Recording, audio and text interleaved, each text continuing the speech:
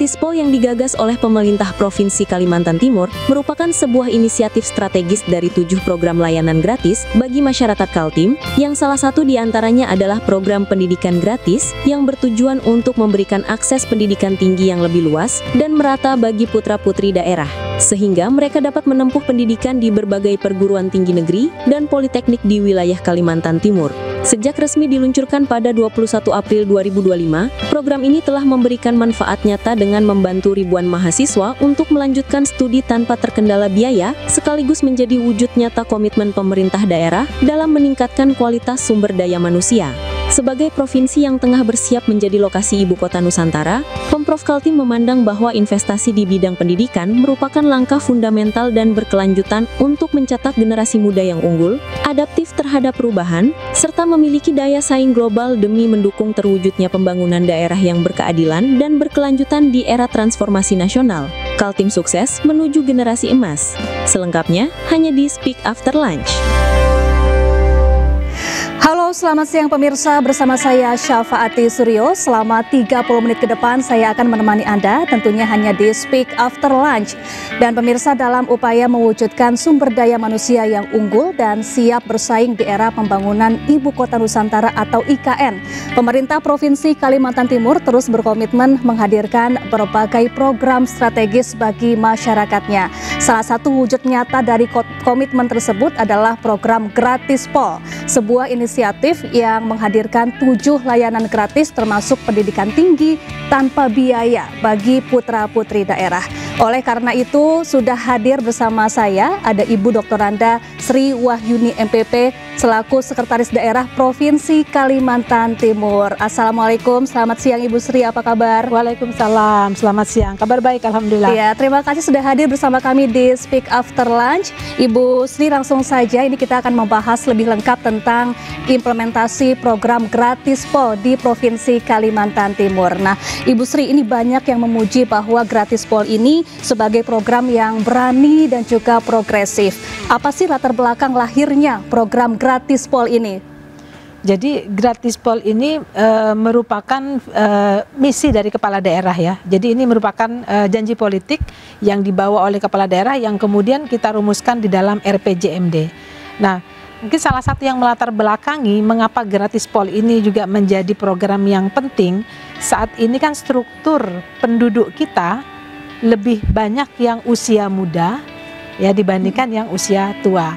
Bahkan nanti di 2045 dengan bonus demografi, maka usia produktif ini akan mendominasi. Nah, oleh karena itu tentu jangan sampai nanti kita punya usia produktif tetapi usia produktifnya tidak produktivitasnya tidak sesuai dengan harapan. Nah, karena itu program ini dirancang untuk mempersiapkan masyarakat Kaltim menuju generasi emas. Generasi emas itu artinya generasi yang punya kapasitas, punya daya saing. Ini kan untuk 5 tahun ke depan. Jadi kalau misalnya di pendidikan, dia lulus dari SMA itu sudah bisa mengenyam S1, maka nanti 5 tahun ke depan dia sudah punya kesempatan untuk memiliki daya saing di dunia kerja, seperti itu. Baik, lalu apa visi besar Pemprov Kalimantan Timur yang dalam menghadirkan program Gratispol ini, dan sebenarnya apa yang ingin dicapai melalui program Gratispol ini dalam konteks pembangunan SDM menuju IKN? Iya, kita menyadari bahwa dengan hadirnya IKN maka orang juga melirik Kaltim. Nah, mau tidak mau Kaltim juga harus berbenah, bersiap diri untuk mensejajarkan dengan Ibu Kota Nusantara. Nah, tentu untuk sejajar dengan IKN yang SDM-nya sudah lebih banyak, kualitasnya juga lebih baik, maka sekali lagi upaya untuk meningkatkan kualitas sumber daya manusia itu menjadi isu yang penting. Kita tidak bisa mengandalkan sumber daya alam saja kalau sumber daya manusianya tidak siap. Jadi sumber daya manusia yang siap, yang kompetitif, yang berdaya saing itu yang harus kita persiapkan, dan itu dipermudah lewat serangkaian program Gratispol. Jadi Gratispol di sektor pendidikan, sektor kesehatan, perumahan, kemudian juga di sektor sosial lainnya. Baik, pendidikan, kesehatan, perumahan, dan sektor sosial lainnya ya, Ibu Sri. Lalu kemudian apa indikator keberhasilan program Gratispol yang digunakan oleh Pemprov Kalimantan Timur, baik dari sisi angka penerima dan juga kualitas layanan publik? Iya, di setiap program Gratispol itu kita persiapkan pedomannya. Ya, untuk mencapai realisasi kita siapkan pedoman. Jadi misalnya satu program gratis seragam sekolah, ini kita buatkan pedoman bahwa penerima manfaatnya adalah siswa baru SMA. Jadi kelas 9 ya, siswa baru SMA ini mendapatkan program gratis seragam sekolah. Harapannya ini meringankan beban keluarga untuk anaknya bisa sekolah. Selain itu kita juga di dalam gratis SMA SMK ini Pemprov mengalokasikan subsidi tambahan. Jadi selama ini sekolah sudah dapat BOS ya, tetapi dengan BOSDA yang ada sekarang itu kita tingkatkan. Jadi dengan selisih lebih yang meningkat itu, maka kita harapkan sekolah juga lebih kreatif untuk memberikan tambahan pendidikan ekstrakurikuler bagi siswa. Kemudian yang kedua misalnya untuk gratis pendidikan. Gratis pendidikan ini saat sekarang sudah tercatat 32.800 orang mahasiswa yang nanti akan mendapatkan manfaat ini. Jadi kita sudah kerjasama dengan 53 perguruan tinggi. Jadi indikatornya adalah bagaimana mahasiswa di Kaltim ini bisa kuliah tetapi tidak dibebani dengan UKT. Kemudian lagi ada yang sudah berjalan juga gratis perjalanan religi untuk penjaga rumah ibadah baik muslim maupun agama yang lain. Ini sudah 1083 orang penerima manfaatnya. Kemudian untuk administrasi kepemilikan gratis administrasi kepemilikan rumah, ini juga sejalan ya dengan program nasional, kan ada program 3 juta rumah. Nah, dalam rangka memudahkan ini Pemprov mengalokasikan gratis biaya administrasi kepemilikannya. Nah, ini kita rancang agar mereka tidak dibebani untuk biaya notarisnya. Itu kita ampuh sampai dengan 10 juta. Kemudian juga ada program gratis wifi di desa. Nah, saat ini sudah ada kurang lebih 560 atau 650 begitu ya desa, itu 78% desa yang sudah kita fasilitasi wifi-nya. Kalau desanya sudah ada wifi, kita alokasikan ke tempat publik yang ada di desa itu. Jadi kita berharap dengan program Gratispol ini tadi upaya-upaya untuk meningkatkan kualitas dan kapasitas layanan di Kaltim ini bisa lebih baik. Baik, lalu kemudian mengapa program ini yang dipandang perlu untuk didahulukan dilaksanakan dalam program Gratispol ini, Bu Sri? Ya, seperti tadi saya sampaikan, Gratispol ini kan merupakan implementasi dari visi misi kepala daerah ya. Nah, visi misi kepala daerah ini ketika ini diwujudkan, ini memang memberikan manfaat. Kita mengintegrasikan visi misi kepala daerah ini ke dalam RPJMD, kemudian nanti dituangkan di Renstra perangkat daerah untuk kemudian dilaksanakan di masing-masing perangkat daerah. Nah, ini memang menjadi penting, bukan hanya sekedar melaksanakan visi misi, tetapi juga karena penerima manfaatnya adalah masyarakat Kaltim yang langsung merasakan dampak kesehatan ini, termasuk misalnya biaya gratis pemeriksaan kesehatan. Itu juga sekarang sudah 15.000 orang penerima manfaat yang mendapatkan manfaatnya. Baik, Bu Sri dan pemirsa, ini sepertinya perbincangan kita ini semakin menarik, namun kita tahan dulu sejenak karena masih ada lagi hal-hal yang harus kita gali lebih dalam. Jangan kemana-mana, tetaplah di Speak After Lunch.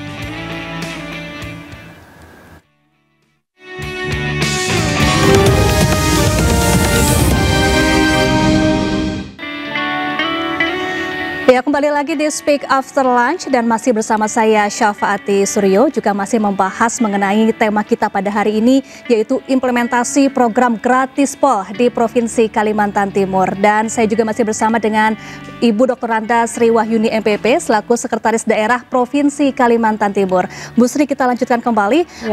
Adakah anggaran khusus dalam APBD untuk program ini? Berapa besarannya? Iya, karena Gratispol ini 7 program tadi merupakan visi misi kepala daerah, dia merupakan program unggulan daerah. Dan program unggulan daerah ini tentu diakomodir di dalam anggaran pendapatan dan belanja daerah.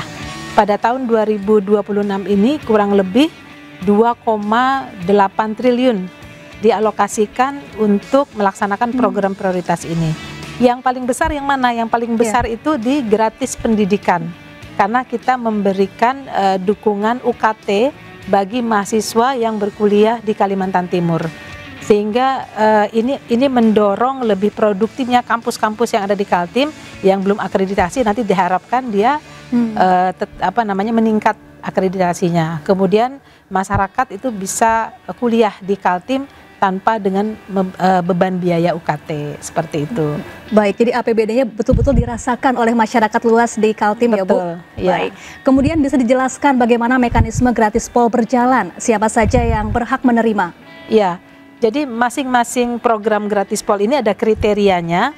Jadi misalnya untuk gratis administrasi kepemilikan rumah, maka penerima manfaatnya adalah MBR atau masyarakat berpenghasilan rendah.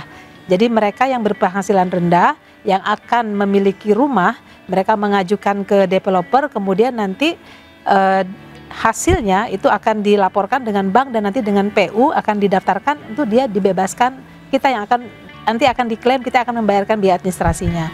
Kemudian misalnya untuk yang gratis ibadah religi, maka ini adalah mereka yang sudah pernah menjadi penjaga rumah ibadah itu minimal 2 tahun. Kemudian ada surat SK-nya ya, kalau misalnya marbot itu ada SK-nya dari Kanwil Agama. Jadi memang kita tertib ya untuk tepat sasaran ya, kita membuat kriterianya. Kemudian misalnya untuk pendidikan gratis, penerima manfaatnya adalah masyarakat Kaltim yang sudah domisili minimal 3 tahun dan sudah 2 tahun dengan KTP Kaltim. Jadi benar-benar karena kan sekarang migrasi kedatangan orang itu kapan saja kan cepat ya. Nah tapi untuk memastikan bahwa penerima manfaatnya warga Kaltim, kita buat kriterianya seperti itu. Baik. Kurang lebih begitu. Oke, lalu bagaimana cara masyarakat mengakses program ini? Apakah ada prosedur pendaftaran yang sederhana dan jelas, Bu Sri? Iya, untuk pendidikan gratis ya yang sekarang ini juga masih berjalan tahapannya ya, tahapan pencairannya maksudnya kita buka lewat link, lewat aplikasi website di mana mahasiswa bisa melamar secara langsung di dalam aplikasi itu, kemudian nanti tim akan melakukan verifikasi berkuliah di mana begitu, apakah sudah diterima di kampusnya atau belum. Nanti data ini kita sinkronkan, kita dapat data dari kampus, kemudian data dari kampus itu kita verifikasi memenuhi syarat sebagai warga Kaltim, maka ini akan menjadi penerima manfaat. Kemudian untuk marbot maupun penjaga rumah ibadah lain, ini serangkaian tim kita melakukan rapat koordinasi dengan Kanwil Kementerian Agama dan juga kabupaten kota. Data ini kan kita dapatkan juga dari teman-teman kabupaten kota, sehingga konsolidasi data ini betul-betul kita lakukan dan juga ada pernyataan dari pemberi data bahwa data itu adalah data yang valid. Nah itu juga. Nah sebenarnya di luar ini ya, bagian dari Gratispol ada lagi Jospol. Jospol itu misalnya bagaimana Pak Gubernur dan Pak Wagub di dalam visi misi itu menginginkan memberikan keringanan kepada guru PAUD, Ustadz Uzazah gitu ya, insentif. Jadi kita berikan juga insentif kepada mereka. Nah itu juga datanya diverifikasi, dikonsolidasi supaya tepat sasaran. Jadi kita tidak sendiri, ada tim lalu kerjasama dengan kabupaten kota. Nah sekarang kita juga bentuk tim satgas dengan kampus misalnya untuk memastikan penerima pendidikan gratis tetap berkuliah dengan baik dan juga nilai mata kuliahnya juga baik. Jadi kita menggandeng banyak pihak untuk ini. Baik, kemudian sebagai provinsi dengan wilayah yang cukup luas, bagaimana kemudian Pemprov Kalimantan Timur bisa menjangkau tidak hanya di kota-kota besar tapi juga ke wilayah 3T, Bu Sri? Iya, kalau di Kaltim ini daerah kita yang kendala infrastrukturnya ya masih sangat jauh itu adalah Kabupaten Makam Ulu, Kabupaten Kutai Barat. Nah untuk menjaring ini tadi kita kerjasama dengan kabupaten kota, kemudian dengan Kementerian Agama, dan kita juga menyampaikan informasi kepada mereka untuk mengisi link ini dengan masyarakatnya. Bahkan untuk secara simbolis, jadi misalnya pemberian perjalanan religi, itu setiap ada kegiatan kunjungan Pak Gubernur ke kabupaten kota, itu juga disertakan dengan secara simbolis sehingga masyarakat mengetahui, oh ada kegiatan ini, berarti kalau mereka mau mendapatkan manfaatnya, maka mereka konfirmasi bagaimana persyaratannya. Jadi kunjungan kabupaten kota itu disertai dengan sosialisasi dan juga penyerahan simbolis. Ini bukan sekedar gimmick begitu, bukan gimmick begitu ya, ini bukan gimmick, tapi ini juga sebuah bentuk realisasi gitu ya, komitmen terkait dengan pelaksanaan Gratispol ini. Baik, kemudian tentunya sebagai sebuah program unggulan, ini Gratispol membutuhkan biaya atau anggaran yang cukup besar. Lalu kemudian bagaimana pengawasannya dijalankan agar benar-benar transparan dan akuntabel? Ya, untuk program-program ini kita sudah buat pedomannya, kriterianya, kemudian juga pelaksananya ditentu dengan akuntabilitas yang disyaratkan ya. Dan untuk kegiatan program Gratispol ini kami sudah bekerja sama dengan BPKP untuk dilakukan mitigasi resikonya. Jadi setiap program prioritas itu dibuatkan oleh BPKP mitigasi resikonya. Kemudian proses misalnya pendidikan gratis, dana itu tidak diberikan ke mahasiswa, tapi langsung diberikan ke kampus. Jadi misalnya kampus Universitas Mula Warman berapa mahasiswanya di fakultas apa, kita langsung berikan rekeningnya ke kampus. Sehingga ada tanggung jawab juga dari pihak kampus untuk memonitor yang kita berikan UKT-nya, dia juga kuliah sampai selesai itu nanti akan ada monitoringnya per semesternya. Baik, Bu Sri dan pemirsa, nanti kita akan lanjutkan kembali usai jeda perbincangan ini, tetap di Speak After Lunch.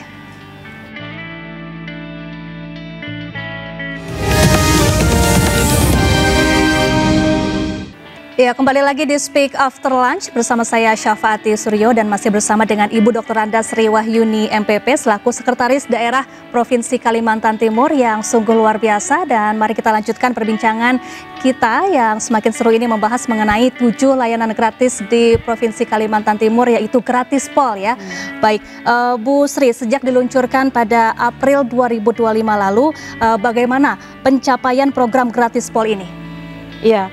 Sebagian program sudah berjalan, misalnya gratis pemeriksaan kesehatan. Itu sejak diluncurkan sampai dengan sekarang penerima manfaatnya sudah 15.000 orang lebih. Kemudian untuk gratis perjalanan religi itu juga sudah mengcover 1.083 orang. Kemudian untuk gratis internet di desa itu juga sudah 658. Nah, yang lain ini sedang berproses karena kita sekarang sedang mempersiapkan pelaksanaan anggaran perubahan. Insya Allah yang gratis pendidikan, pembayaran UKT untuk kampus-kampus itu minggu depan sudah bisa kita realisasikan. Jadi semuanya bisa direalisasikan di tahun 2020, mulai tahun 2026 ini. Baik, kemudian setelah berjalan nih Bu, sejauh ini apa dampak yang paling terasa dari program ini, baik bagi mahasiswa maupun masyarakat luas di Kalimantan Timur?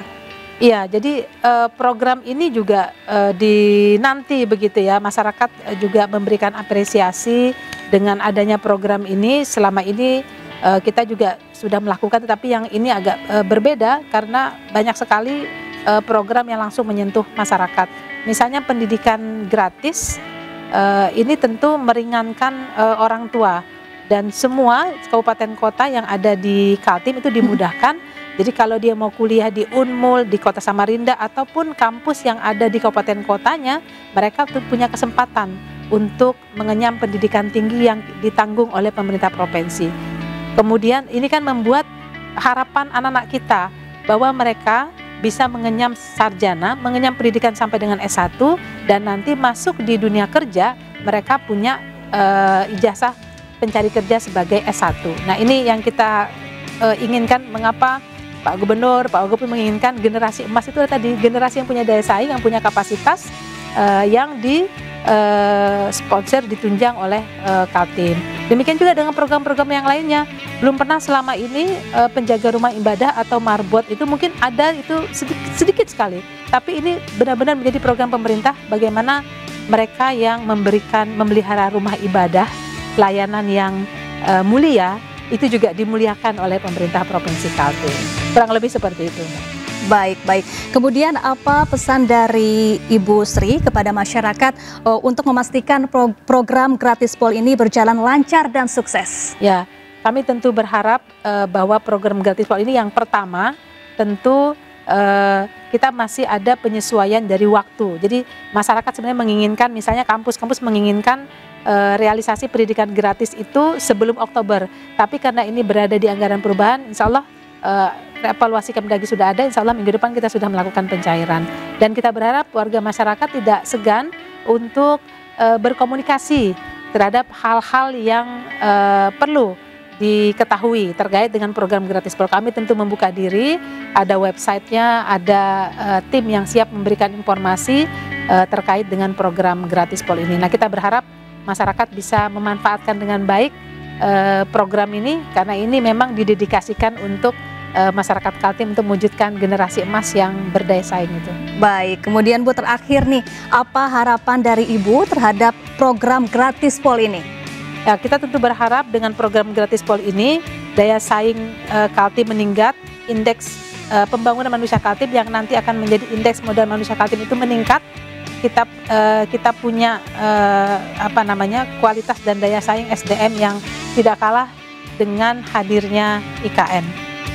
Baik, tidak terasa pemirsa, kita sudah sampai di penghujung acara. Terima kasih kepada Ibu Dr. Randa Sri Wahyuni MPP selaku Sekretaris Daerah Provinsi Kalimantan Timur sudah bersedia meluangkan waktunya untuk menjelaskan implementasi program gratis pol di Provinsi Kalimantan Timur. Semoga program gratis pol ini kemudian terus menjadi kebanggaan Kalimantan Timur dalam mencetak generasi emas Indonesia, dan semoga pembahasan kita hari ini bisa memberikan informasi dan wawasan untuk kita semua.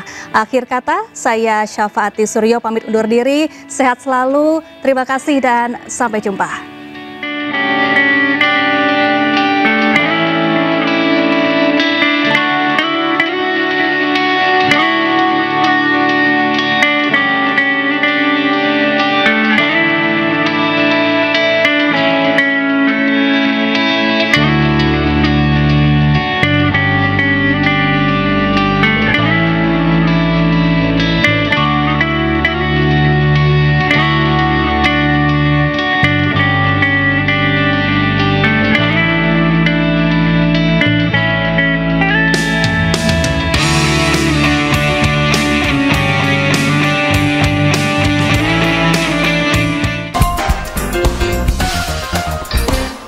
Acara ini dipersembahkan oleh